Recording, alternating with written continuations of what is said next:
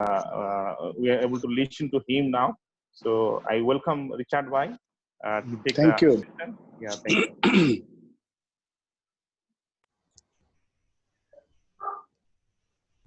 Yeah. Shall I start? Yes. Okay. Yes. So, प्रभु का धन्यवाद हो इस सुंदर समय के लिए जो उसने हमें दिया कि हम साथ मिल सकते हैं इस तरह से ऑनलाइन और साथ मिल करके प्रभु की आराधना उपासना कर सकते हैं गीतों के द्वारा और इसके साथ ही साथ प्रार्थना के द्वारा और उसके वचन पर हम ध्यान और मनन करके अपने आत्मिक जीवन के लिए बहुत कुछ सीख सकते हैं। तो प्रभु का धन्यवाद हो। मैं रिचर्ड मसीह हूँ और मैंने यूएसआई में 40 साल तक सेवा की थी भिन्न भिन्न जगहों पर रह करके।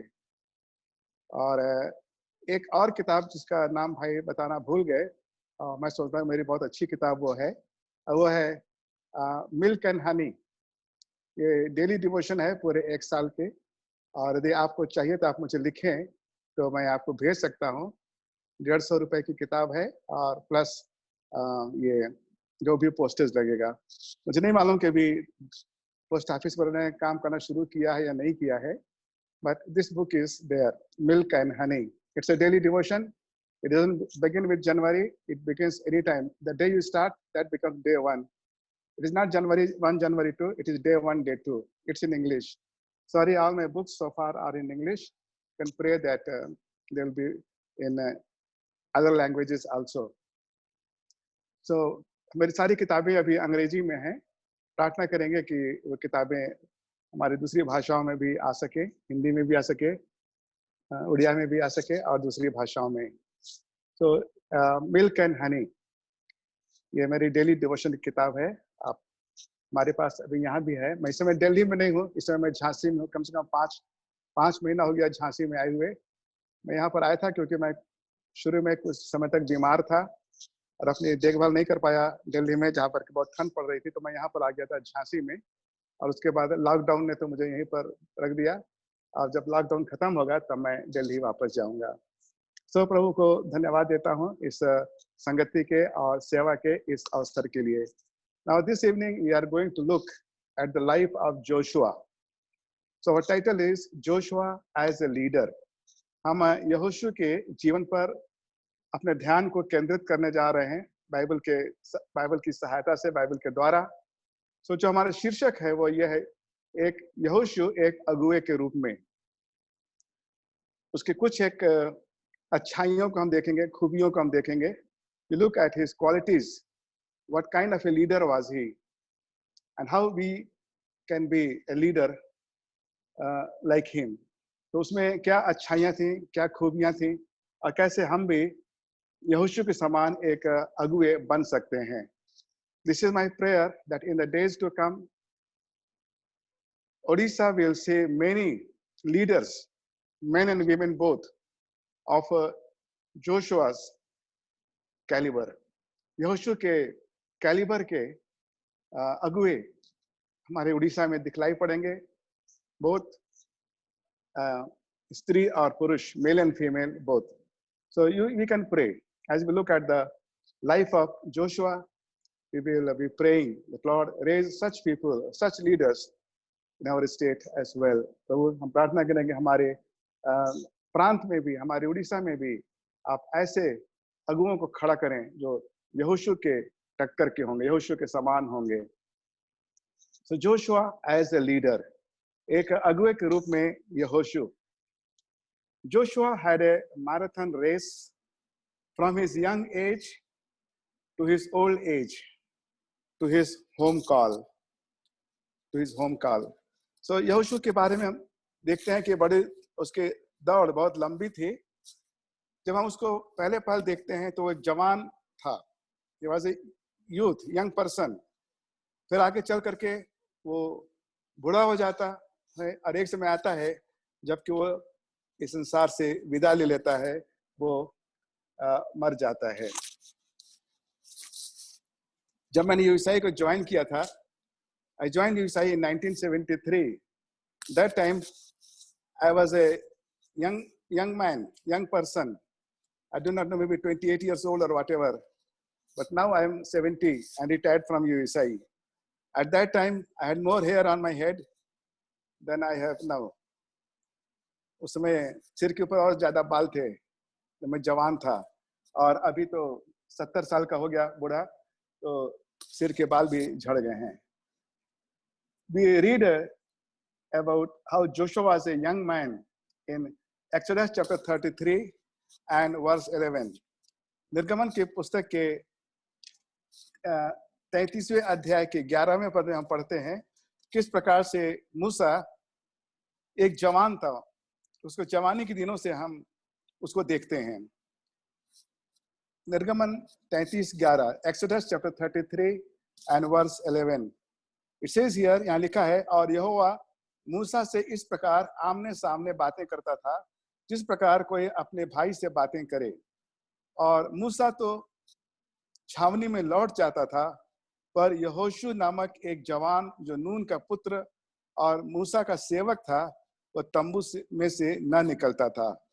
यहोशू नामक एक जवान. He was a young man when we find him here.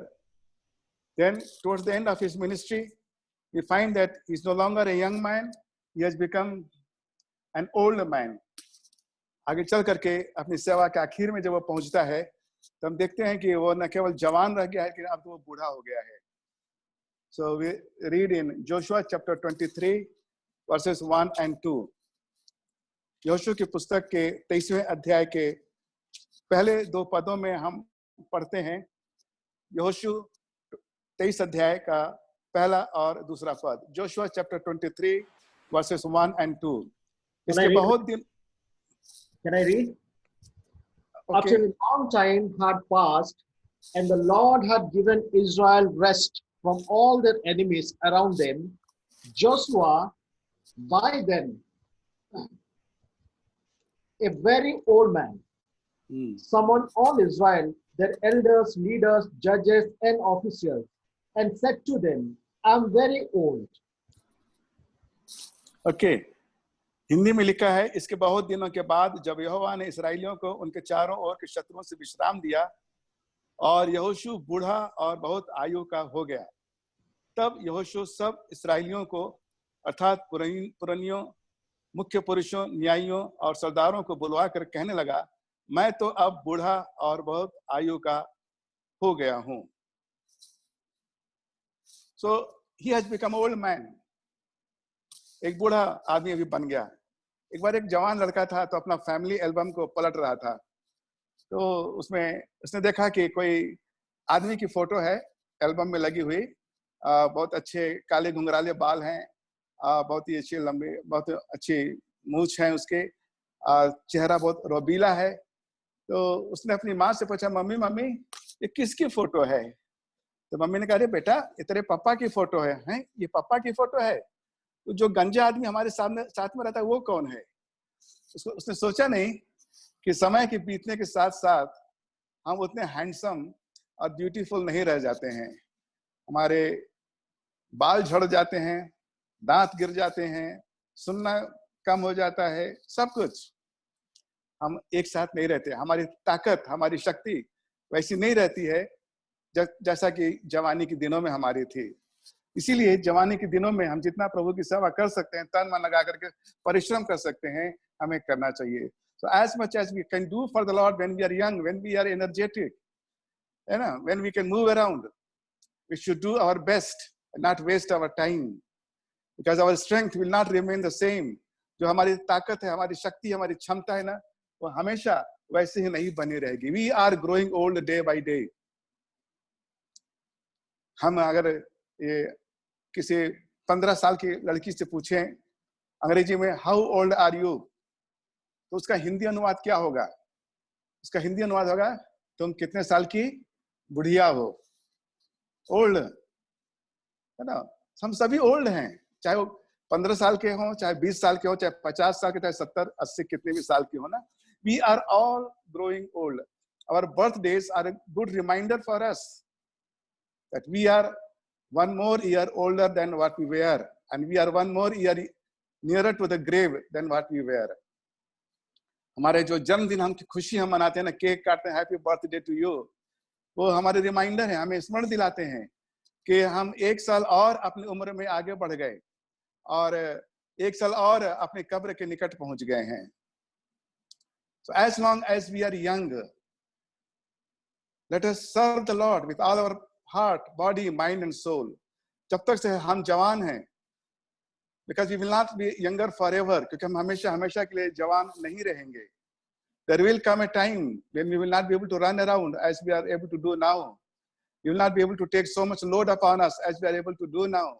इतना भार हम नहीं उठा सकते, इतनी दौड़ भाग हम नहीं कर सकते जितना इस समय हम कर रहे हैं. तो हमें प्रतिदिन मेहनत के साथ काम करना चाहिए. We should work hard. We should work hard. So we find Joshua, he had a marathon race from his young age to his old age and finally to his home call. So हम उसके मृत्यु के बारे में पढ़ने पाते हैं Yoshua की पुस्तक का 24वें अध्याय का 29वां पद. Joshua chapter 24 and verse 29. Want to read? पढ़ना चाहते हैं? Yeah. After these things, Joshua, son of Nun, the servant of the Lord, died at the age of 110. Yes. Moses had died at the age of 120. Joshua dies at the age of 110. In Hindi it says, इन बातों के बाद यहोवा का दास नून का पुत्र यहोशू 110 वर्ष का होकर मर गया.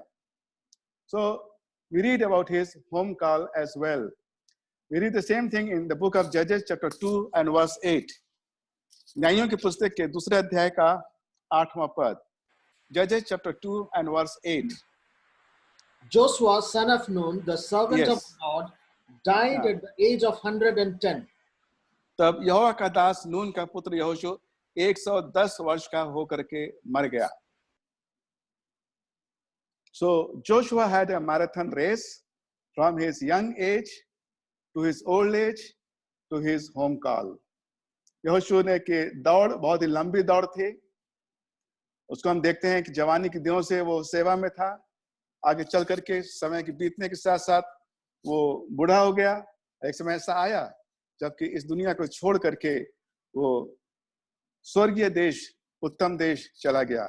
How many people from USI have gone ahead of us to their heavenly abode? हम ऐसे कितने हैं जो USI में कभी थे, आज वो हमारे बीच में नहीं है. They have gone ahead of us, हमसे आगे निकल गए हैं. वो अपने स्वर्गीय स्थान में प्रवेश कर गए हैं. One day we also will be gone. किसी ने कहा कि एक मनुष्य का जो जीवन है उसको कुछ ऐसा कह सकते हैं, दो हिस्सों में बटा हुआ है. My father says, मेरा पापा ऐसा कहता है.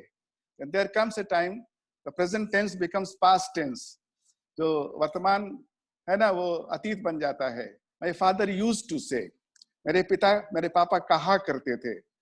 हम सब के साथ ऐसा ही है. अभी हम हैं, एक समय ऐसा आएगा जब हम नहीं रहेंगे. So हमें से कोई भी परमानेंट नहीं है यूएसआई में, और हमें से कोई भी परमानेंट नहीं है इस दुनिया में. Nobody is permanent, nobody is there forever, either in this world or in USI, in the committee or in our EUs and Egypt. So we have to make the best use of the time that God has given to us. हमें से कोई भी हमेशा हमेशा के लिए नहीं बना रहेगा. बहुत सारे लोग हमें छोड़ करके चले गए दूसरी दुनिया में.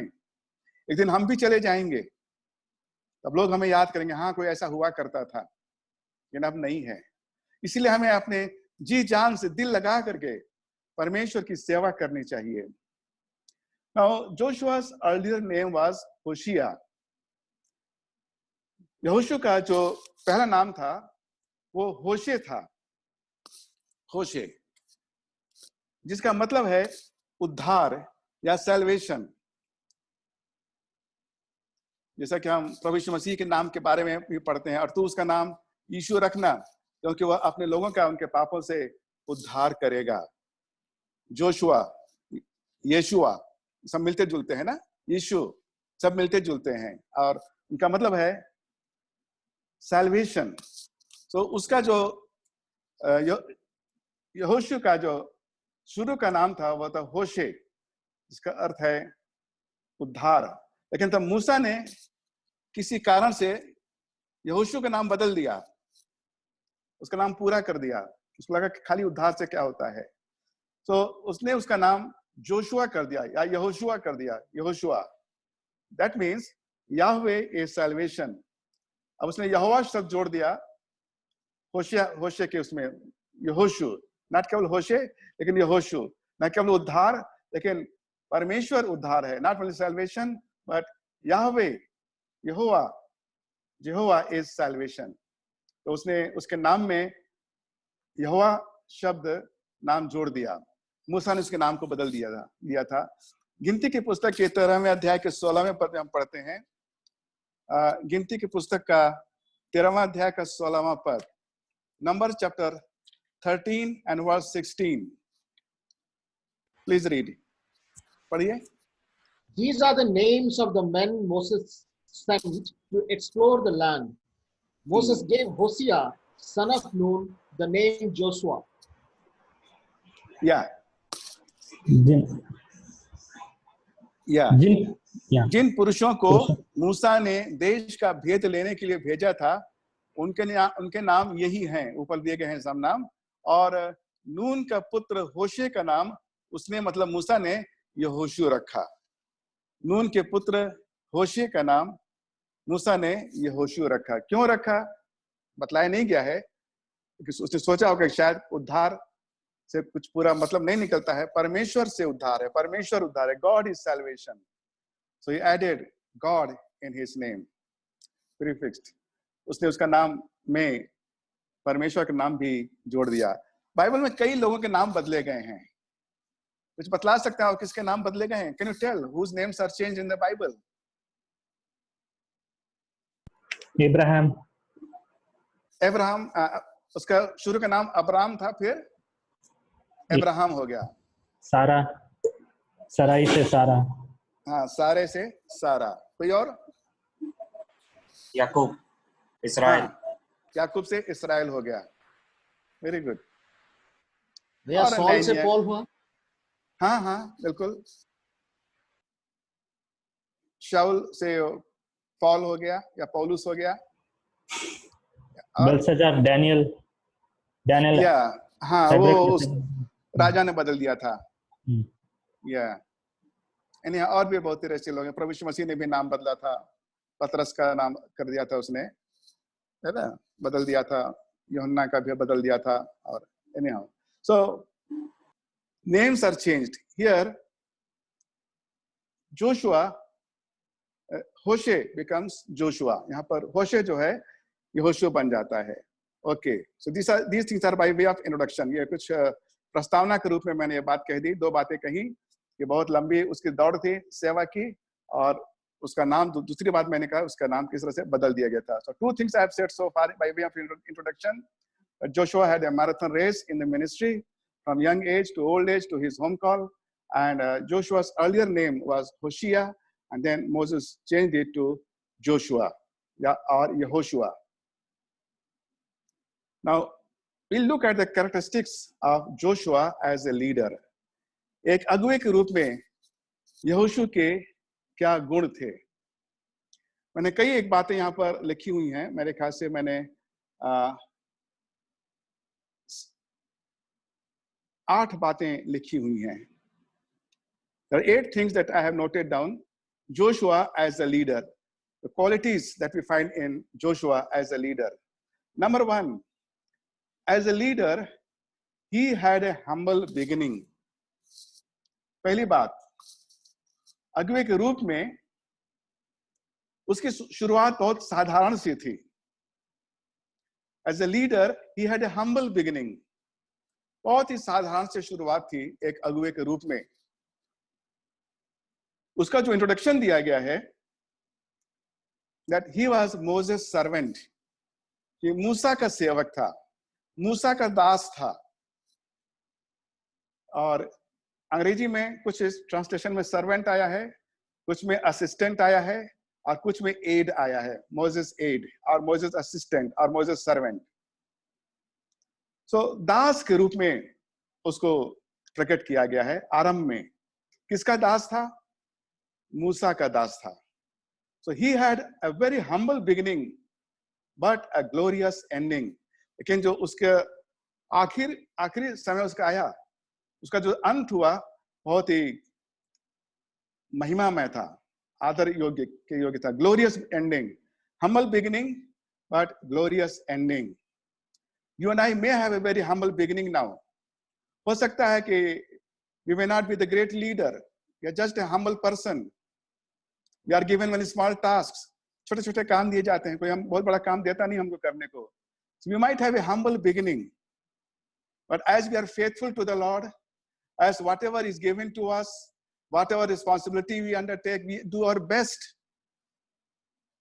Good, better, best. Let it never rest till the good is better and the better is best. ये एक poem है ना. So if we do our best, केवल good दे करके satisfied नहीं हो जाते, कि हमारी जो क्षमता है, अपनी क्षमता को हम आगे की ओर बढ़ाते हैं. सेकंड पीटर में कई एक बातें गुण दिए गए, इसके बाद ये जोड़ दो, इसके बाद ये जोड़ दो, इसके if you keep on adding, you will not be a fruitless person. It says in the book of 2 Peter chapter 1, keep on adding qualities to your qualities and you will not be a failure. Sometimes we are not growing as a leader. We are not growing in our Christian life and ministry. We remain the same. हम एक ही बने रहते हैं, कोई तरक्की नहीं करते. हमको तरक्की करना चाहिए. Today you and I might be a humble leader.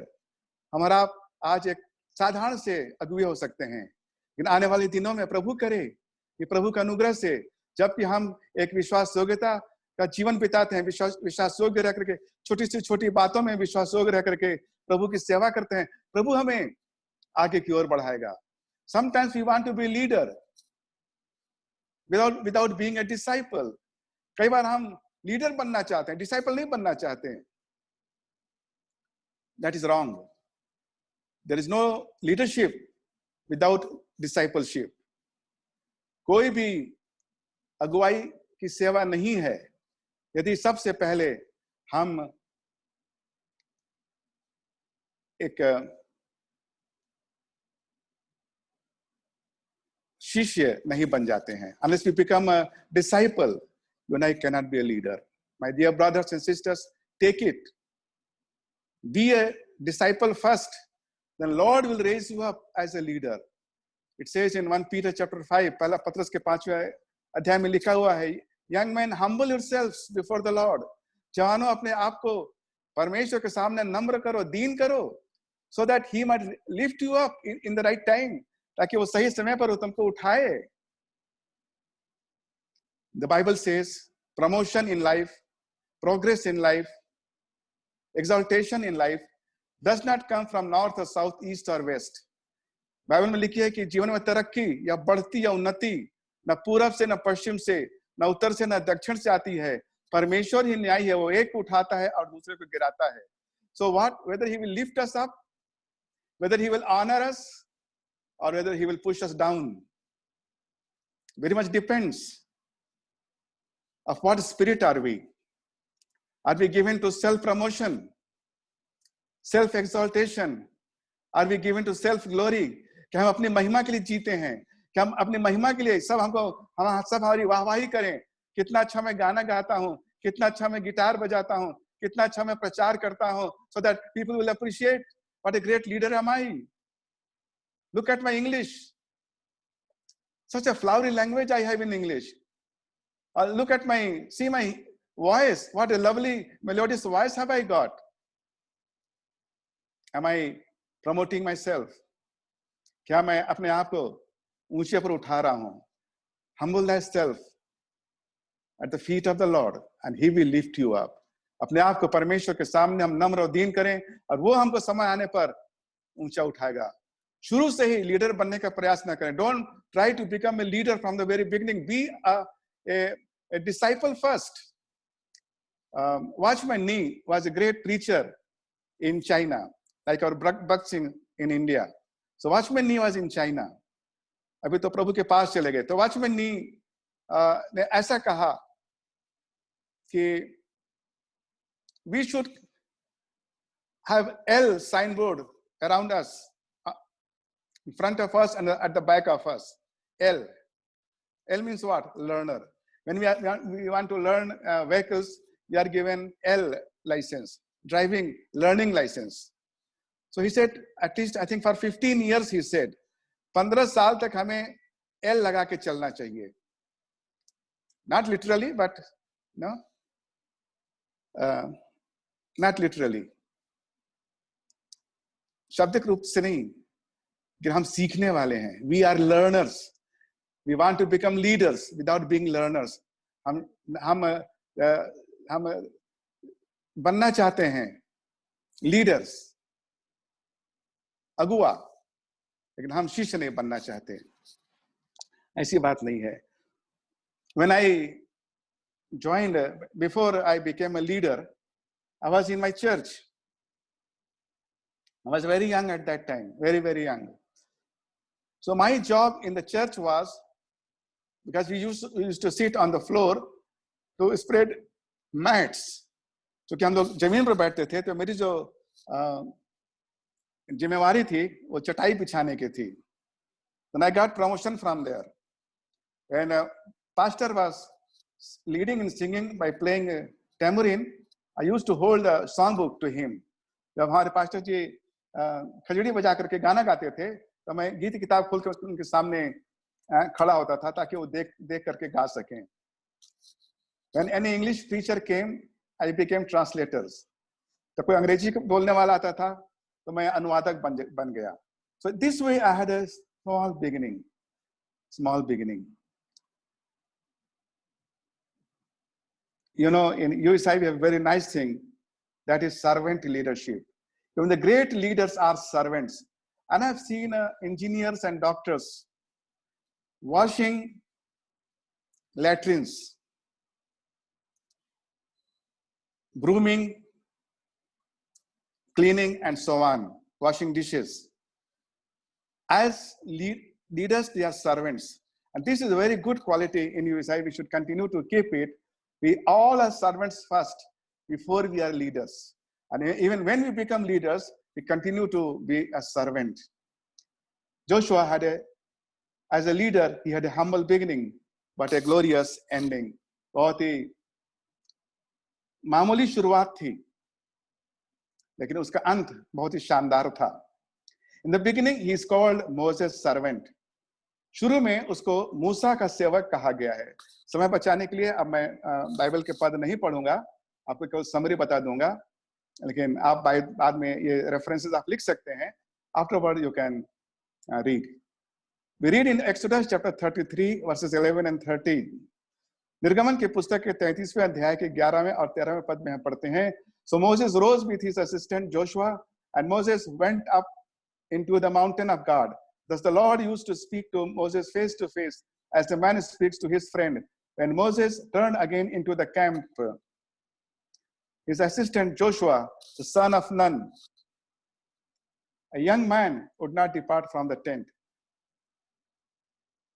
His assistant, Moses, when Moses turned again into the camp, जब वो अपने तंबू में जाता था, his assistant, Joshua, the son of Nun, a young man, would not depart from the tent. वो मूसा का जवान सेवक वहीं पर बाहर ही रहता था, वो उसके साथ नहीं जाता था. So Moses' servant. Same thing we read in Numbers 11:28. गिनती की पुस्तक के 11वें अध्याय के 28वें पद में यही चीज हम पढ़ते हैं. And Joshua, the son of Nun, the assistant of Moses, from his youth said, "My Lord Moses, stop them." Again, Moses' assistant, मूसा का सेवक. We read in Joshua 1:1. Joshua 1 और 1 में हम पढ़ते हैं. After the death of Moses, hello. Richard uncle, आपका video नहीं दिख चला रहा गया है. ना? हाँ, हाँ अंकल. यहाँ शायद कब दिखा रहा था. हाँ 50% is gone. Sorry, मेरा 50% is still there. Now how do I do? मतलब बैटरी की बात कर रहे हैं अंकल? बैटरी बता रहा है. नहीं, बैटरी तो 42% है. 50% of my what you call data is gone. हाँ, but नहीं, ठीक है, 50% is 50% is still there. हाँ ओके कर दीजिए बस, कुछ नहीं, वो वीडियो दिखाएगा। कहाँ तो चला गया।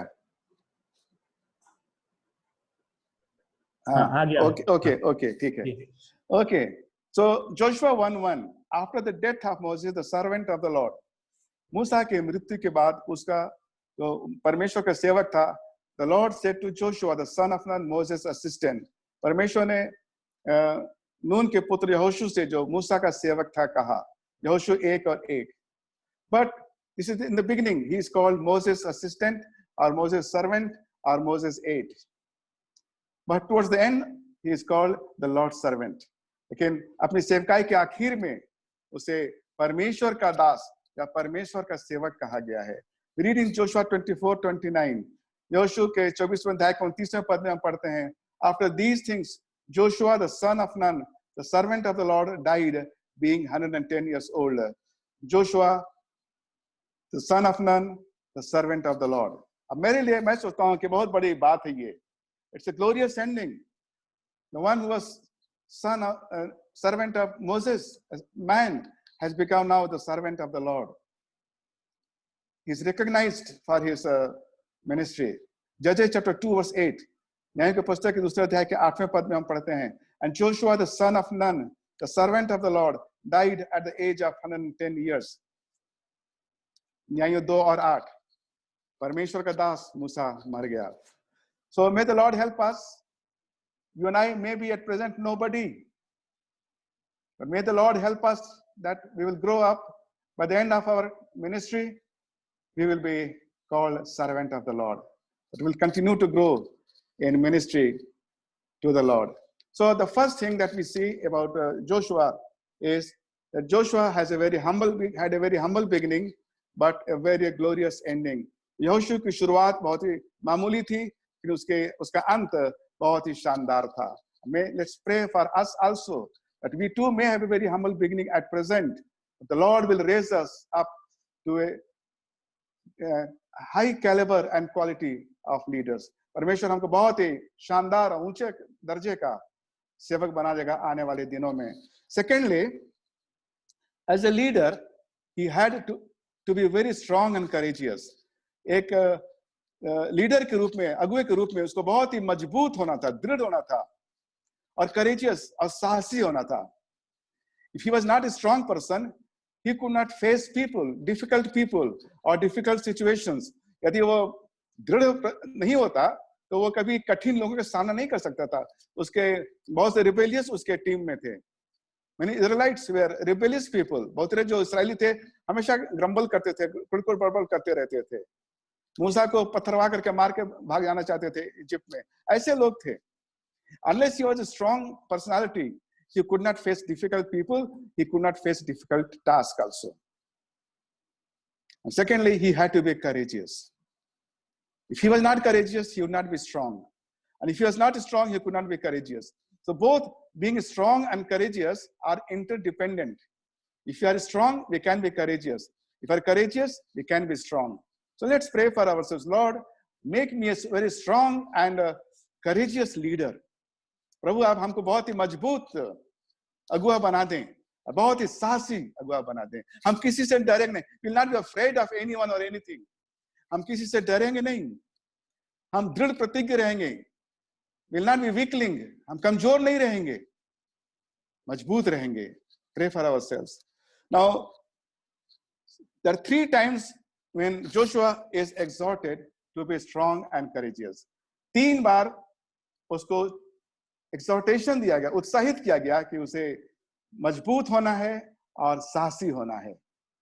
Number 1, he is exhorted by Moses. In Deuteronomy chapter 31 and verse 7, व्यवस्था विवरण के पुस्तक के 31वें अध्याय के 7वें पद में मूसा उसको exhort करता है, उत्साहित करता है, be strong and courageous. दृढ़ हो और साहसी हो. मैं पूरा पद नहीं पढ़ रहा हूं समय बचाने के लिए. Be strong and courageous. Deuteronomy chapter 31 and verse 7, व्यवस्था विवरण की पुस्तक के 31वें अध्याय का 7वां पद. Then secondly, he is exhorted by God. परमेश्वर उसको exhort करता है. In Deuteronomy chapter 31 and verse 23, व्यवस्था विवरण की पुस्तक का 31वें अध्याय का 23वां पद.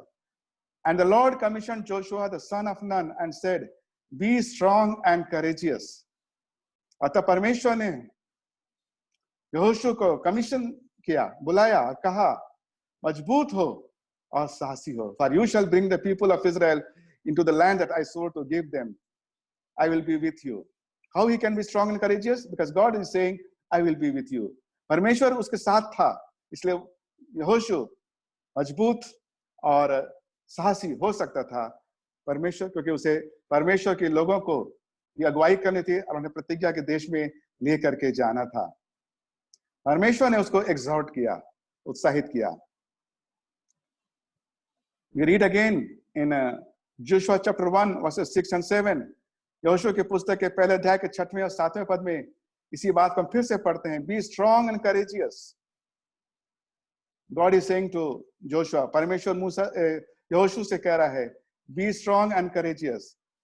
मजबूत हो, दृढ़ हो और साहसी हो. And God is telling to each and every one of us who is in any way leadership position or wants to be a leader in the days to come. परमेश्वर हम में से हर एक से कह रहा है, be strong and courageous. Don't give in, don't give up. हिम्मत मत हार जाओ, हथियार मत डाल दो. Be strong. Situation may be tough, people may be tough. मजबूत रहो, दृढ़ रहो. God is with you. परमेश्वर आप लोगों के साथ में, हमारे साथ में है. Thirdly, he is exhorted by people. So he was exhorted by Moses. मूसा ने उसको exhort किया. He was exhorted by God. परमेश्वर ने उसको exhort किया. Now he is thirdly, he is exhorted by people. लोग उसको exhort करते हैं, लोग उसको उत्साहित करते हैं. Joshua 1:18, Joshua 1:18 में लिखा है, whoever rebels against your commandment and disobeys your words, whatever you command him shall be put to death. Only be strong and courageous. जो भी तेरी आज्ञाओं को नहीं मानेगा वो मार डाला जाएगा. केवल हम जो तुझसे अपेक्षा करते हैं वो ये तो मजबूत होगा और साहसी होगा. My dear brothers and sisters, what people want from their leaders is that their leader is not a weakling, their leader is not a wishy-washy, but their leader is a strong person, not a dictator, but a strong personality.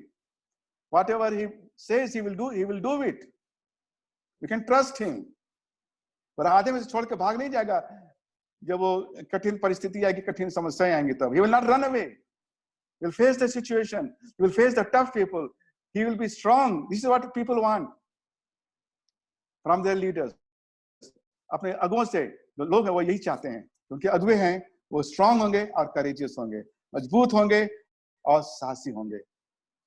तीसरी बात जो यहोशू में हम देखते हैं वो ये है, as a leader he was to meditate on the law of the Lord day and night and live by it. अगुए के रूप में उसको रात और दिन परमेश्वर की व्यवस्था पर ध्यान और मनन करना था और उसके अनुसार चलना था. Two things. Number one, God's word he had to meditate upon, and God's word he had to live by. God's word in his heart and God's word in his mind and in his feet. उसको उसके अनुसार चलना था. We read in Joshua chapter 1 verses 8 and 9. Joshua 1, 8 और 9 पद में हम पढ़ते हैं. This book of the law shall not depart from your mouth, but you shall meditate on it day and night, so that you may be careful to do according to all that is written in it. For then you will make your way prosperous, and then you will have good success. Have I not commanded you? Be strong and courageous. Do not be frightened and do not be dismayed, for the Lord your God is with you wherever you go. So, परमेश्वर यहोशू से कहता है, be strong and courageous. मजबूत हो, दृढ़ हो और साहसी बन. डर मत, भयभीत मत हो, कांप मत, क्योंकि जहां कहीं तू जाएगा मैं तेरे साथ में रहूंगा, मैं तेरे साथ में हूं. I am with you. And God is with us also, my dear brothers and sisters. Let's not be frightened of people. Let's not be frightened of situations, whether coronavirus or any other virus. Let us not be afraid. Let us not be frightened. क्या होगा? Let us not be frightened of Satan's onslaught. जो शैतान हमारे ऊपर आक्रमण करता है, उसके सामने हम हथियार ना डाल दें.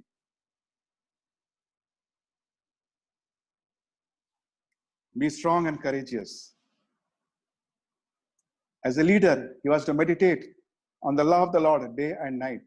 और हम परमेश्वर के लोगों की अगुवाई उस समय तक नहीं कर सकते जब तक से कि हम भी परमेश्वर के वचन को रोज नहीं पढ़ते हैं.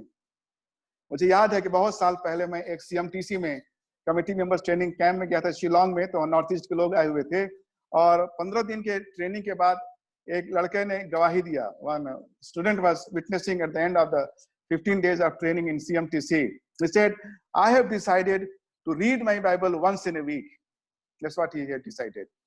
कि सप्ताह में एक बार वो बाइबल पढ़ेगा. No, you must read your Bible every day.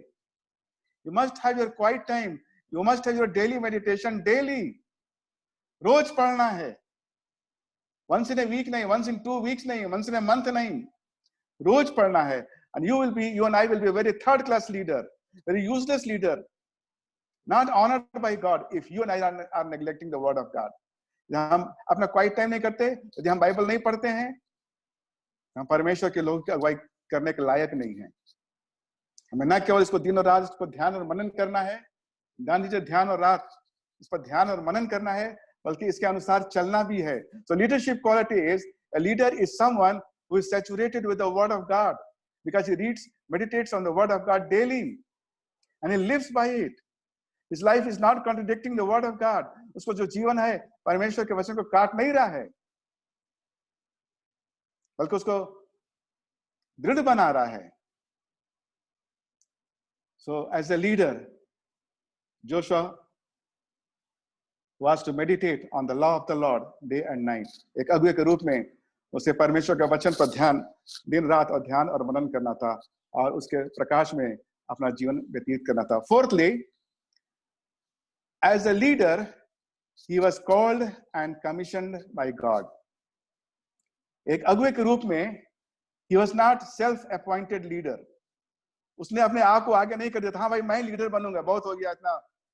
एक बार एक पादरी साहब प्रचार कर रहे थे, कहने लगे हमको प्रभु यीशु मसीह के पीछे चलते चलते 2000 साल हो गया, अब टाइम आ गया कि हम उसके आगे आगे चलें. When pastor was preaching, for the last 2000 years we have been following Lord Jesus. Now the time has come that we should go ahead of him, lead him. It's not like that. We do not appoint ourselves as a leader. हम अपना चुनाव नहीं करते. And sometimes we appoint somebody in the leadership position because that person is from our state. देखो हमारे प्रांत का, इसलिए हम उसको कमिटी में रखते हैं. Because he speaks my language. Because क्योंकि वो हमारी भाषा बोलता है, इसलिए वो कमिटी में रहेगा. Because he is my relative, so वो हमारे रिश्तेदार है, इसलिए हमारे कमिटी में रहेगा. Because we are good friends. Because he is a good guitarist or good player or good singer, good this and good that, so he will be in the committee. His English is very good, so he will be in the committee. No. Only that person will be in the committee who is called, number 1, and commissioned, number 2, by God himself. There should not be any partiality and favoritism in choosing the committee members. There should not be any regionalism, tribalism. कोई regionalism, कोई tribalism नहीं committee members चुनते समय. कोई भाईचारा नहीं. परमेश्वर ने जिसको चुना है उसको हम चुनेंगे. As a leader, Joshua was called and commissioned by God himself. We read in Numbers chapter 27, verses 19 and 23. हम गिनती की पुस्तक के 27वें अध्याय के 19वें और 23वें पद में पढ़ते हैं. Make him stand before Eleazar the priest and all the congregation, and you shall commission him in the sight. And he laid his hands on him and commissioned him as the Lord directed through Moses. Then again, Deuteronomy chapter 3 and verse 28. व्यवस्था विवरण की पुस्तक का 3 अध्याय का 28वां पद. व्यवस्था विवरण 3 और 28. Deuteronomy 3:28. But charge Joshua and encourage and strengthen him, for he shall go over at the head of the people, this people, and he shall put them in possession of the land you shall see. Encourage and strengthen him. यहोशू उनके आगे आगे जाएगा और इस्राएलियों को उनके प्रतिज्ञा के देश में स्थापित करेगा। We read in Deuteronomy chapter 31 and verse 14. व्यवस्था ग्रहण की पुस्तक के 31वें अध्याय के 14वें पद में पढ़ते हैं, And the Lord said to Moses, Behold, the days approach when you must die. वो दिन आने वाले हैं जब तुम मर जाएगा. Call Joshua and present yourselves in the tent of meeting that I may commission him. तू मर जाएगा, एक दिन आने वाला है. योशु को और लोगों मेरे सामने टेंट में लेकर के आ, ताकि मैं that I may commission him, मैं उसको कमीशन कर सकूं, उसको भेज सकूं मैं. So he was called and commissioned by God himself.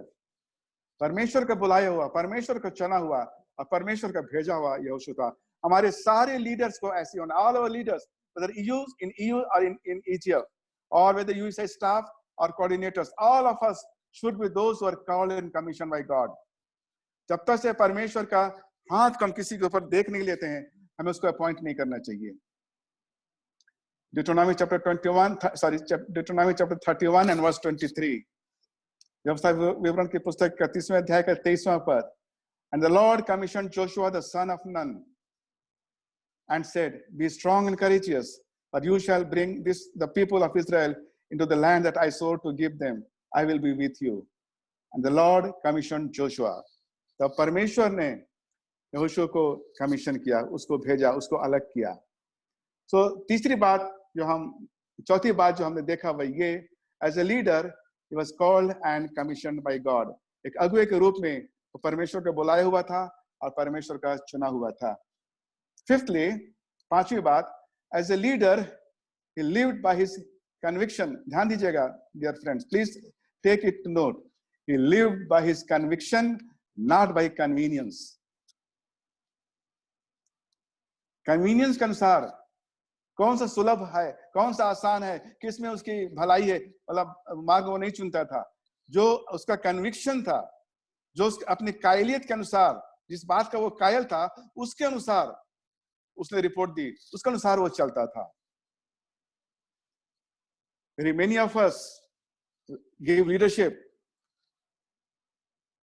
by way of convenience, whatever is convenient. अगर लोग हमसे नाराज हो जाएंगे तो हम नहीं बोलेंगे, चुपचाप रहेंगे. लोग, हम किसी को नाराज नहीं करना चाहते. We don't want to antagonize anybody. We don't want to make anybody angry. We don't want to make anybody our enemy. So just keep quiet. Even if you feel something else, just keep quiet. Don't talk. I remember when 85 to 87, my wife Uma and I, we were in All Nations Christian College. I shared with my tutor my one weakness. मैंने अपनी एक कमजोरी को अपने tutor को बताया. She was a lady teacher, एक बहन थे. मैंने उससे कहा कि जब मैं कमिटी में रहता हूं, if people are taking wrong decision, I know it is wrong and it is not right decision, but I am so much afraid that I don't open my mouth. मैं इतना डरा हुआ होता हूं, I feel so ashamed, so shy. मैं इतना डरा हुआ हूं, मैं इतना शर्मिंदा हूं कि मैं कुछ अपना मुंह नहीं खोलता कमिटी में. And sometimes I feel they take wrong decision. So वो गलत निर्णय ले लेते हैं. Because I don't want to make anybody my enemy. I'm a very shy person. I'm afraid, fearful person. And she said, Richard, you are a servant of God. If people are taking wrong decision in the committee, and if you don't speak up, you are joining them in taking wrong decision. If you are having some other conviction, tell them. If you are wrong, you will be corrected. If they are wrong, they will be corrected. यदि तुम गलती पर हो, तो तुम सही किए जा सकते हो. यदि वो गलती पर हैं, वो सही किए जा सकते हैं. And I returned from England, I began to talk in the committee. जब मैं वापस आया, तब कमिटी में मैं डिसीजन लेने लगा, बोलने लगा, what is right and what is wrong. So some of us leaders, we live by convenience. We are people pleasers. हम लोगों के गुलाम हैं, लोगों की गुलामी करते हैं, लोगों को खुश करना. हमारे एक ही मकसद है, लोगों को खुश रखो. किसी को नाराज मत करो, किसी को दुखी मत करो. We are people pleasers. Paul said, I don't please people. पौलुस कहता है कि मैं लोगों को खुश नहीं कर सकता. But some of us are people pleasers. So we are not God's leaders. As a leader, he lived by his conviction. अब एक अगुए के रूप में अपने जिस बात का वो कायल था, उसके अनुसार वो रहता था. we read in Joshua chapter 14 and verse 7. Yhoshu की पुस्तक के 14वें अध्याय के 7वें पद में हम पढ़ते हैं.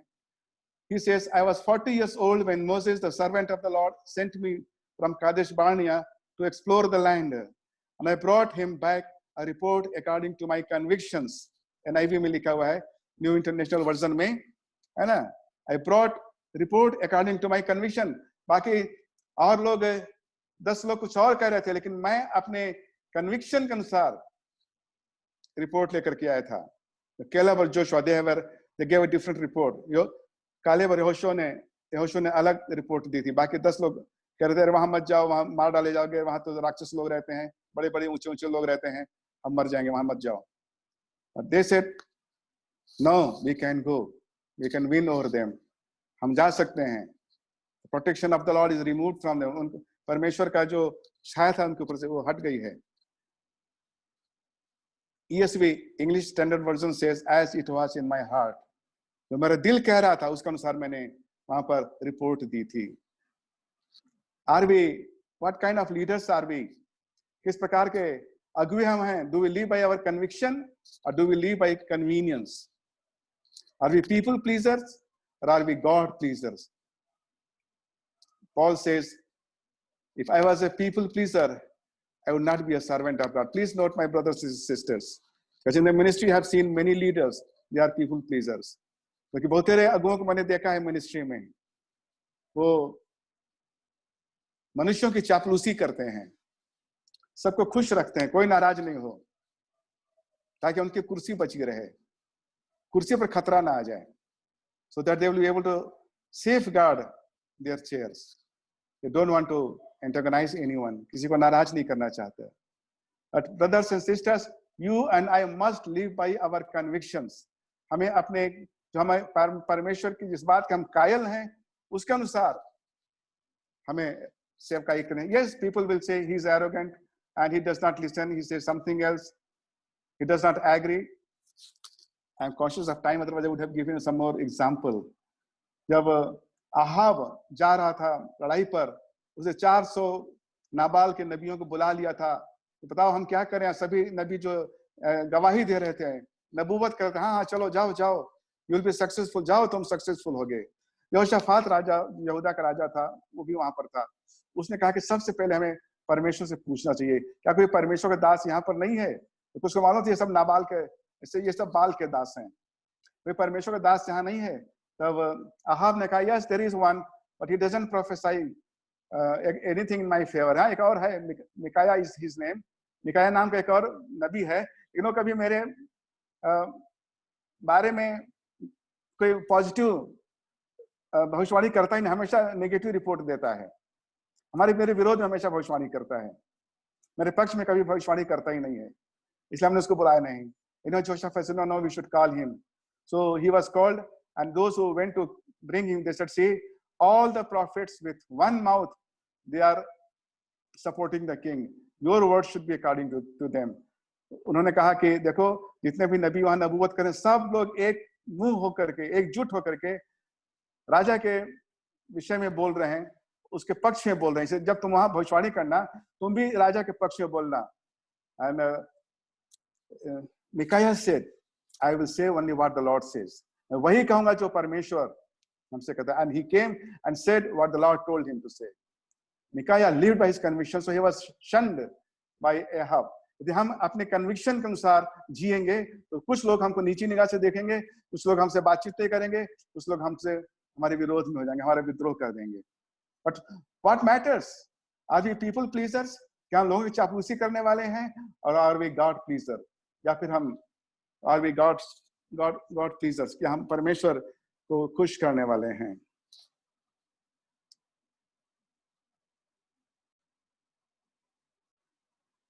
So as a leader, he lived by his conviction. एक अगुवे के रूप में वो अपने जिस बात का वो कायल था, जो उसके दिल में बात थी, उसके अनुसार वो अगुवाई करता था. Sixthly, as a leader, he was filled with the spirit and wisdom. एक अगुवे के रूप में वो पवित्र आत्मा से और ईश्वरीय बुद्धि से भरा हुआ था. We read in Numbers 27 verse 18.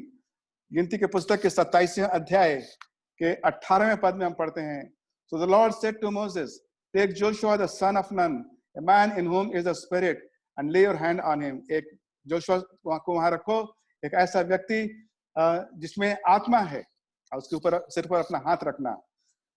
And Deuteronomy chapter 34 and verse 9, व्यवस्था विवरण 34 अध्याय का 9वां पद. And Joshua the son of Nun was full of the spirit of wisdom. और यहोशू, नून का पुत्र यहोशू बुद्धि की आत्मा से भरा हुआ था. As a leader, my brothers and sisters, you and I have to be filled with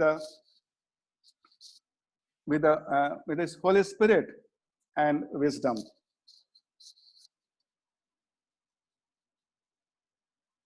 अगुवे के रूप में हमें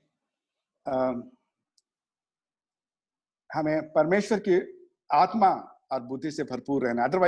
Otherwise we will be taking wrong decisions, and our leadership will not be spiritual. If you are not filled with the Holy Spirit, our leadership will be carnal, will be worldly, but it will not be spiritual leadership. जब हम पवित्र आत्मा से भरे हुए नहीं है तो हमारी जो अगुवाई है ना, वो शारीरिक हो सकती है, सांसारिक हो सकती है, लेकिन आत्मिक नहीं हो सकती.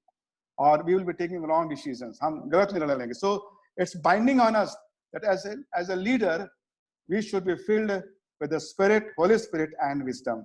कि हम परमेश्वर की आत्मा से और परमेश्वर की आत्मा की बुद्धि से हम परिपूर्ण हों. 7th, as a leader, he served the Lord with his family. अगुवे के रूप में वो अपने पूरे परिवार के साथ सेवा करता था. Sometimes only men are in the ministry, and where is the woman? She's in the kitchen. I know one pastor. He told his wife, see, God has called me to serve. I am in the ministry.